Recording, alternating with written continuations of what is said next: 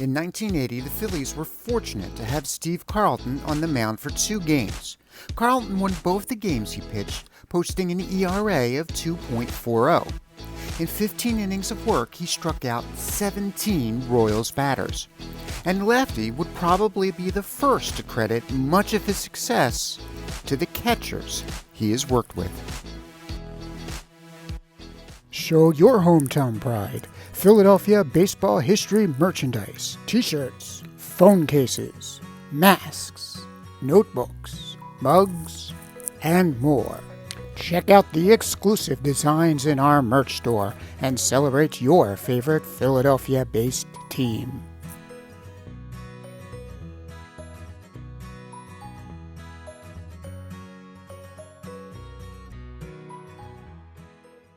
The importance of having a good catcher cannot be overstated. Some pitchers have been known to be rather picky over which players should catch their games. It has been said that Steve Carlton was one of the pickiest. Most Phillies fans can tell you that Carlton was known for having a personal catcher, and that catcher was Tim McCarver.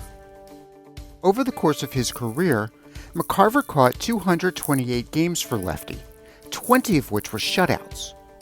Carlton's record was 81 wins against 46 losses, with McCarver catching for a .638 winning percentage.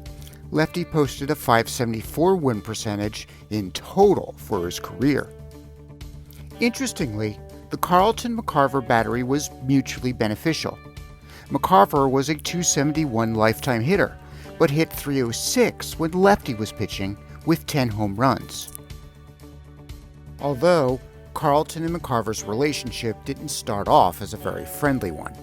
McCarver has told the story of one day, while shaving, realizing that this tall, skinny rookie was standing behind him.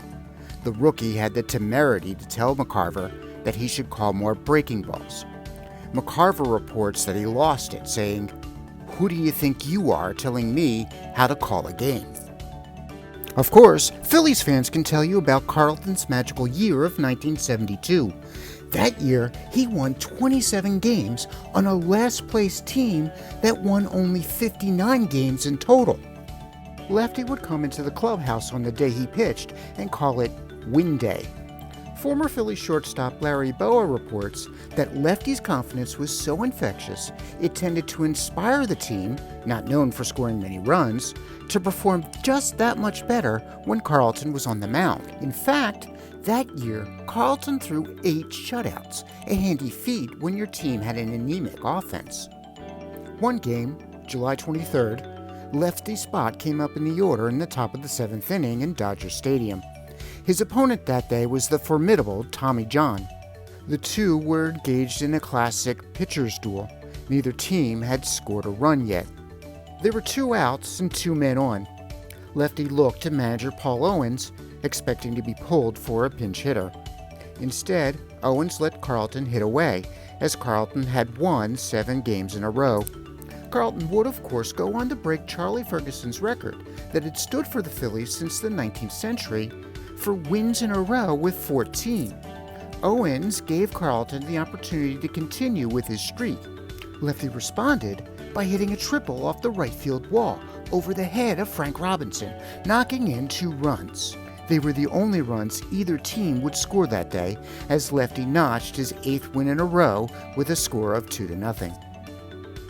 But one interesting fact about that season, although McCarver started off catching many of Lefty's starts, the Phillies traded him to the Expos in June. From late May to early June, Lefty had a 5-game skid.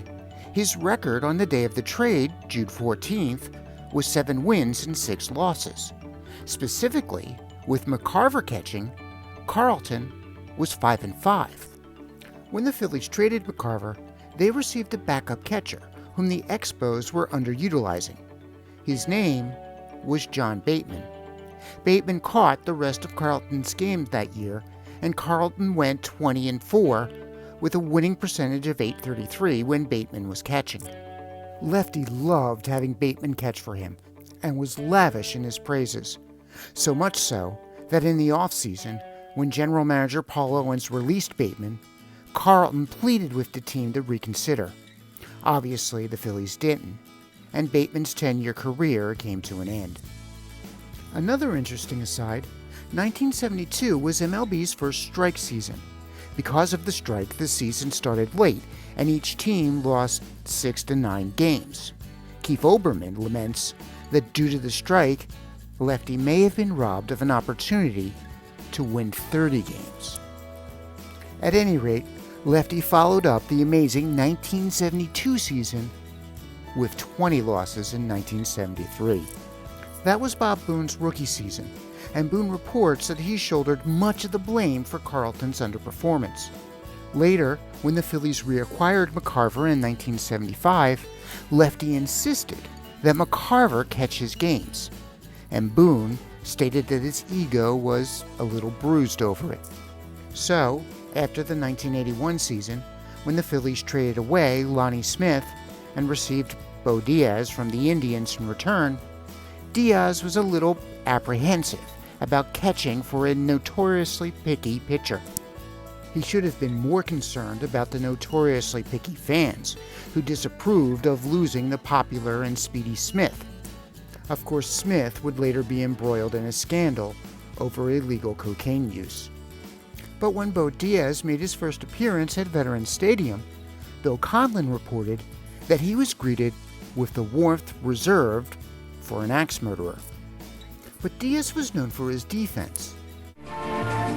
Claro que de puros honrones no puede vivir ningún buen receptor. Hay que hacer las jugadas en home, tanto dirigiendo a los lanzadores como aprovechando los buenos tiros de los outfielders. My point exactly. In his time with Carlton, the duo proved to be one of the most effective batteries in Carlton's career.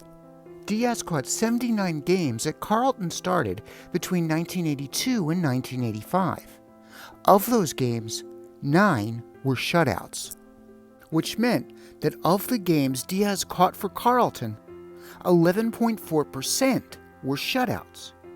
That was a higher rate than both McCarver, who caught 20 shutouts for 8.8% of his games with Lefty, and Boone, who caught 11 shutouts for 7.5%.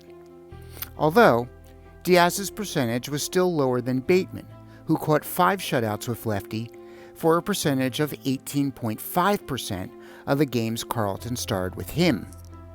Still, Diaz's performance as Lefty's backstopper was impressive.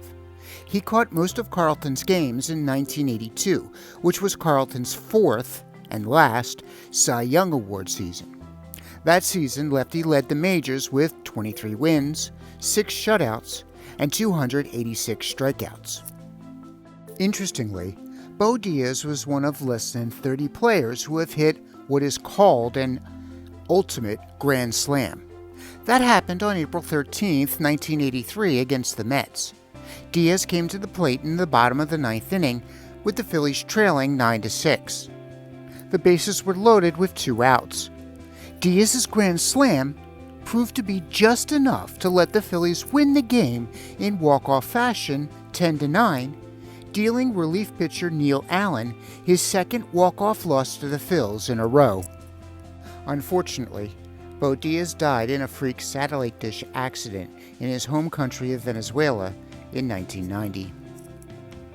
And while Lefty certainly had good game callers to thank for much of his success in his Hall of Fame career, for the pitch that made him most famous, well, he can thank Phillies pitching coach Ray Ripplemeyer. You see, the Cardinals had instructed Carlton not to throw his slider.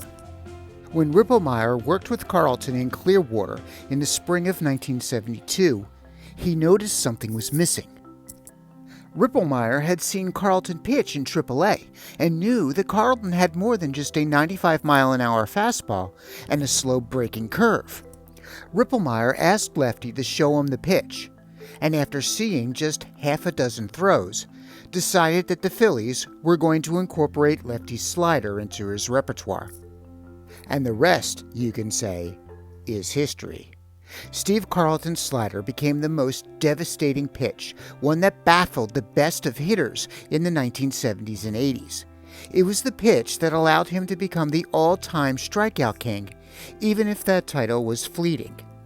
At one point in the 80s, fans were treated to a time when Steve Carlton and Nolan Ryan would trade positions at the top of the all-time strikeout board, until Ryan took over the lead for good, and still holds it to this day.